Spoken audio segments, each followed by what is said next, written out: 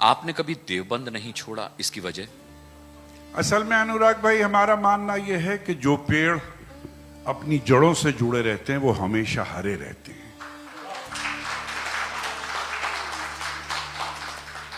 किसी बहुत उस्ताद शायर का शेर है कि सर फूल वो चढ़ा जो चमन से निकल गया, इज्जत उसे मिली जो वतन से निकल गई। तो मेरा जी नहीं चाहा कि मैं अपनी जिंदगी का पौधा बंबई की बहुत छोटे से गमले में लगाऊं। मेरी जिंदगी का पौधा मेरे वतन में लगा हुआ है और बहुत हरा है। मैं जब अपने घर से निकलता हूं तो यकीन जानिए बच्चे मुझे आदाब करते हैं, बड़े मेरे कांधे पे हाथ रखते हैं, बड़ी बूढ़ियां मेरे सर पे हाथ रखती हैं। मुझे ऐसा लगता है कि मैं जमीन नहीं हूं, मैं आसमान हूं, मैं पृथ्वी नहीं हूं, मैं आकाश हूं।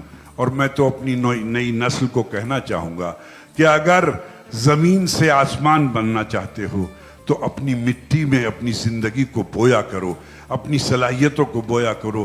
तुम अमेरिका में जाकर के तलाश कर रहे हो अपनी मिट्टी को, लंदन में जाके तलाश कर रहे हो। यहां मैं अपनी नई नस्लों को यह भी बताना चाहूंगा कि तुम अपने माँ बाप को छोड़ करके जाते हो। तुम अमेरिका और लंदन और ऑस्ट्रेलिया से ड्राफ्ट तो भेजते हो, 2 कुत्ते तो छोड़ देते हो उनकी हिफाजत के लिए, 2 मतलब एक नौकरानियां तो छोड़ देते हो, लेकिन उनके माथे पर जब 104 बुखार होता है उस पर हाथ रखने वाला कोई नहीं होता।